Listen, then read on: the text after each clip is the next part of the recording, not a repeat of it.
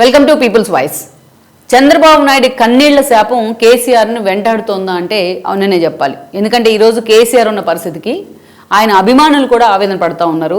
కేసీఆర్కి వస్తున్న కష్టం కానీ, కేసీఆర్కి ఎదురవుతున్న సవాళ్లు కానీ ఏ పగవాళ్ళకు కూడా రాకూడదు అని ఆ స్థాయిలో కేసీఆర్ ఇబ్బంది పడుతూ ఉన్నారు. ఇంత జరుగుతుంటే కేసీఆర్ కనీసం ఫామ్ హౌస్ నుంచి కూడా బయటికి రాని పరిస్థితి ఎదురవుతూ ఉంది ఆయనకు.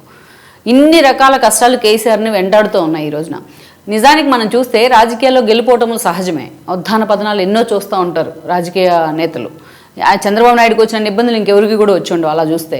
కానీ ఒకే ఒక్క ఓటమి ఈరోజు కేసీఆర్ని కునారిల్లిపోతా చేస్తూ ఉంది. కేసీఆర్ భవిష్యత్తుని డైలమాలో పడేస్తూ ఉంది. కేసీఆర్ పార్టీ భవిష్యత్తుని పూర్తిగా పార్టీ భవిష్యత్తు మీద ఒక ప్రశ్న లేవదీస్తూ ఉంది. ఎందుకు ఈ సిచ్యువేషన్ వచ్చింది కేసీఆర్కు? నిజంగా అధికారం ఉందని ఆ స్థాయిలో విరవీగినందుకే కేసీఆర్ ఈ పరిస్థితికి వచ్చారా? లేకుంటే తనకు సంబంధం లేని విషయాల్లో తలదూర్చి మరి చంద్రబాబు నాయుడిని పదే పదే టార్గెట్ చేసిన విధానమే ఆయన ఈ స్థాయికి తీసుకొచ్చిందా? తనకి రాజకీయ భిక్ష పెట్టిన చంద్రబాబును పక్కన పెట్టి జగన్మోహన్ రెడ్డి కోసం అర్రులు చాచినందుకే కేసీఆర్కి ఈ పరీక్ష అంటే వీటన్నిటికీ మనం సమాధానాలు చెప్పుకోవాలి. ఇక్కడ వీటన్నిటికీ సమాధానాలు చెప్పుకోవాలంటే గతంలో జరిగిన కొన్ని పరిణామాలు కూడా మనం గుర్తు చేసుకోవాలి. మనకు తెలుసు కేసీఆర్ అనే ఒక నేత, ఆ 3 అక్షరాల పేరంటేనే ఒకప్పుడు తెలంగాణలో ఒక బ్రాండ్. కేసీఆర్ అనే 3 అక్షరాల పేరంటే పేరంటేనే తెలంగాణలో ఒక ఎమోషన్. ఒకప్పుడు ఆయన పెట్టింది టీఆర్ఎస్, ఒక తెలంగాణ ఆకాంక్ష అనే ఒక బలీయమైన ఒక బాండ్ పట్టుకొని ఆయన రాజకీయాల్లోకి ఎంట్రీ ఇచ్చే పూర్తి స్థాయిలో టీడీపీ నుంచి బయటకు వచ్చిన తర్వాత టీఆర్ఎస్ పేరుతో తన రాజకీయ ప్రస్థానం స్టార్ట్ చేశారు. సెకండ్ ఇన్నింగ్స్ అనుకోవాలి. అయితే అప్పుడు ఎవరికి తెలీదు ఈ కేసీఆర్ అనే ఈ బక్కపల్చిన వ్యక్తి ఆయనే చెప్తూ ఉంటాడు తెలంగాణ ఉద్యమాన్ని లీడ్ చేస్తారు అని కూడా, ఒక ఎమోషన్ లీడ్ చేస్తారు అని కూడా. ఫస్ట్ ఆఫ్ ఆల్ ఆ పార్టీ స్టార్టింగ్లో ఉద్యమ పార్టీగా స్టార్ట్ అయినా తర్వాత అది రాజకీయ పార్టీగా రూపాంతరం చెందింది. సో కేసీఆర్ అలా ఏదైనా వైబిలిటీగా తీసుకెళ్ళగలరు, జనంలోకి ఏదనుకుంటే అది చేయగలరు. సో ఆయన కోసమే వచ్చినట్టు తెలంగాణ ఉద్యమం తెర మీదకి వచ్చింది. మలిదశ తెలంగాణ ఉద్యమం సబ్బండ వర్గాలు సకల జనులు రోడ్డు మీదకి ఎక్కి ఎంతోమంది విద్యార్థులు ప్రాణాలు కోల్పోయి ఎంతోమంది తెలంగాణ ప్రజలు మానసికంగా శారీరకంగా ఇబ్బంది పడితే కానీ తెలంగాణ ఆకాంక్ష సిద్ధించాల. కాంగ్రెస్ అధికారంలో ఉండి ఆ రోజు ఇచ్చింది కాంగ్రెస్, దానికి మద్దతు ఇచ్చింది బీజేపీ. కానీ తెలంగాణ జాతిపితగా కేసీఆర్ పోర్ట్రేట్ చేసుకున్నారు. తెలంగాణ సమాజం కూడా ఆయన నమ్మింది. కానీ ఒకటే ఇక్కడ ఏంటంటే తెలంగాణ ఉద్యమం పీక్లో ఉన్నప్పటి నుంచి తనకి రాజకీయ భిక్ష పెట్టిన టీడీపీ గురించే కేసీఆర్ మర్చిపోయాడు. నాకు అవసరమైతే తెలంగాణ కోసం బొంత పురుగునైనా ముద్దెట్టుకుంటానే కేసీఆర్. బట్ తెలంగాణ ఉద్యమ సమయంలో మాత్రం ఆ బొంత పురుగు కన్నా హీనంగా చూశారు టీడీపీని. ఎందుకంటే టీడీపీ అనే ఒక పార్టీ తెలంగాణలో బీసీలకు ఒక వెన్నుముగ్గా నిలిచిన పార్టీ, తెలంగాణలో రాజకీయ చైతన్యానికి కారణమైన పార్టీ, తెలంగాణలో ఉమ్మడి రాష్ట్రంలో ఆ స్థాయిలో ఒక డెవలప్మెంట్కు పునాది వేసిన పార్టీ. ఈ పార్టీ కనుక తెలంగాణలో ఉండుంటే కేసీఆర్ పార్టీకి ఎగ్జిస్టెన్స్ ఉండదు. చంద్రబాబు నాయుడు లాంటి ఒక టవరింగ్ పర్సనాలిటీ ఉంటే కేసీఆర్కి కూడా ఎగ్జిస్టెన్స్ ఉండదు. అందుకే కేసీఆర్ ఆ స్థాయిలో ప్లాన్ చేశారు, పర్ఫెక్ట్గా స్కెచ్ చేశారు. ఆ స్కెచ్ ట్రాప్లో టీడీపీ పడింది ఆ రోజున. తెలంగాణ ఉద్యమంలో తెలంగాణ ఉద్యమం పీక్లో ఉన్న సమయంలో చంద్రబాబు నాయుడు గట్టిగా తుమ్మినా కూడా తెలంగాణ వ్యతిరేకంగా మాట్లాడేవాళ్ళు కేసీఆర్. ఎలాంటి కారణాలు లేకుండానే ఆ రోజు జేఏసీ నుంచి టీడీపీని బయటికి పంపారు. గట్టిగా చంద్రబాబు నాయుడు 2 ప్రాంతాలు తనకు సమానం అంటే అది 2 కళ్ళ సిద్ధాంతంగా ప్రచారం చేశారు. ఇప్పటికీ అదే టెంపోని కొనసాగిస్తున్నారు చాలామంది. నిన్న మొన్న చూస్తే జర్నలిస్టులు ముసుగులో మాట్లాడుతూ ఉన్నారు. అక్కడి నుంచి మనం చూస్తే అలా టీడీపీని తెలంగాణకు ఒక బూచిగా చూపించే ప్రయత్నంలో టీడీపీని డీమోరలైజ్ చేయడంలో కొంతవరకు కేసీఆర్ సక్సెస్ అయ్యారు. అయినా సరే 14 ఎన్నికల్లో టీడీపీ 15 సీట్లు గెలుచుకుంది. వాళ్ళలో మెజారిటీ ఎమ్మెల్యేని తన పార్టీలోకి చేర్చుకున్నారు. అంతేకాదు చేర్చుకోవడమే కాదు తలసాని లాంటి వాళ్ళకి మంత్రి పదవులు కూడా ఇచ్చారు. 2 తెలుగు రాష్ట్రాల్లో అసలు ఆ సంస్కృతి స్టార్ట్ అయిందే కేసీఆర్ కారణంగా.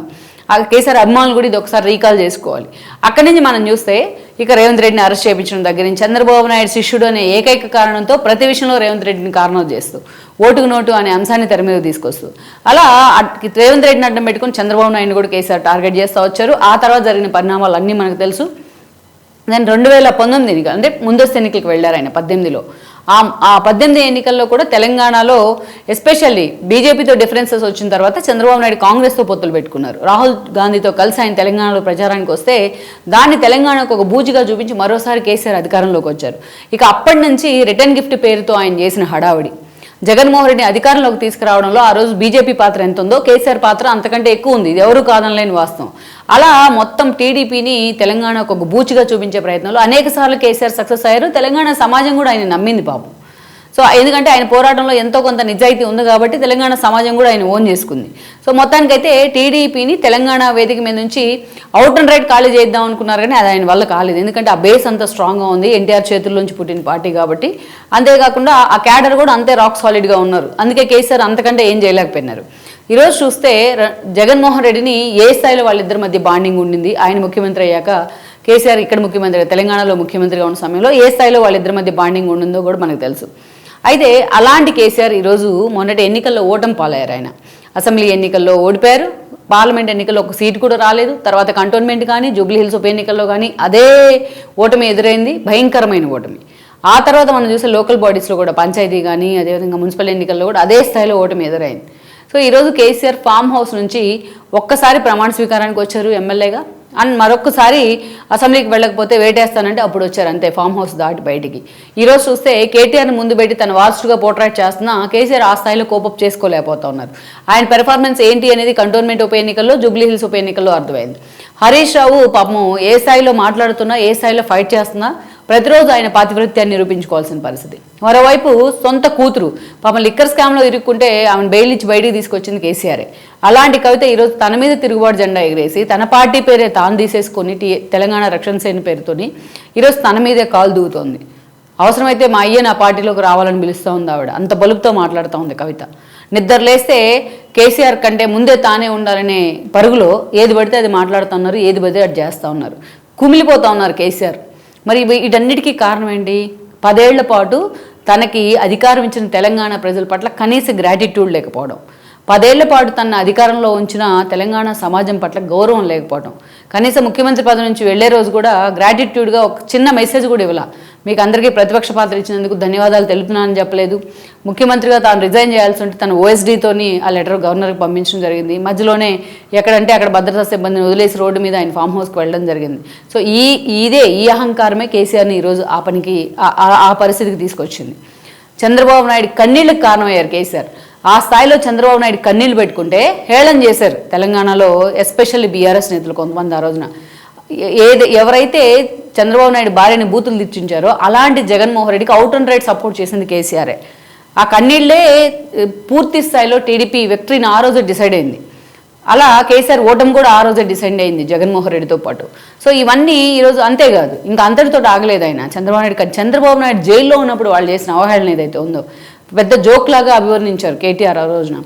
ఎంప్లాయీస్ వచ్చి రోడ్డు మీదకి వచ్చి ఐటీ ఎంప్లాయీస్ ధర్నా చేస్తూ ఉంటే మీ రాష్ట్రంలో చేసుకోండి అని మాట్లాడారు. వాళ్ళ మీద కేసులు పెట్టారు శాంతియుతంగా చేస్తుంటే, వాళ్ళ జైల్లో కూర్చోబెట్టారు, సంఖ్యలు వేశారు చేతులకి.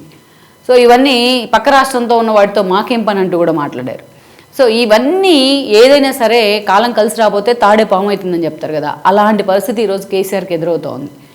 ఇంత జరుగుతూ ఉంటే తెలంగాణ రాష్ట్రంలో ఇంత జరుగుతూ ఉంటే ఈరోజు కేసీఆర్ కనీసం బయటకు వచ్చి ఒక్క మాట కూడా మాట్లాడలేని పరిస్థితి ఆయనకు ఎదురవుతూ ఉంది. ఎందుకు ఎదురవుతోంది? ఇంకా గోడ మీద ఉన్న తుపాకీతో పోలుస్తూ ఉన్నారు కేటీఆర్ తన తండ్రిని. అవసరం వచ్చినప్పుడు మాత్రమే పేలుతుంది అనేది. అంటే మీకు అవసరం వచ్చినప్పుడు, మీ రాజకీయ అవసరం వచ్చినప్పుడు మాత్రమే పేలితే అది శాంటిటీ ఎలా ఉంటుంది? ఆ పేలిన ఎఫెక్ట్కి ప్రజలకు అవసరం వచ్చినప్పుడు కదా మీరు రోడ్డెక్కాల్సిందే. సో ఈరోజు కేసీఆర్ ఆ పరిస్థితికి రావడానికి కారణం చంద్రబాబు నాయుడు కన్నీళ్ళు అనేది ఈరోజు మరొకసారి ప్రూవ్ అవుతున్న పరిస్థితి ఉంది. అందుకే ఎక్కడ ఏ ఎన్నిక జరిగినా తెలంగాణలో ఇప్పటికీ టీడీపీ జెండాలు నిలబడతానే ఉన్నాయి, కలబడతానే ఉన్నాయి. నడిపించే నేత లేకపోయినా, నడిపించే నాయకుడు లేకపోయినా, నాయుడు లేకపోయినా తెలంగాణ టీడీపీ క్యాడర్ ఈరోజు రాక్ సాలిడ్గా నిలబడింది. ఈ వీడియో మీకు నచ్చినట్లయితే please share, like and subscribe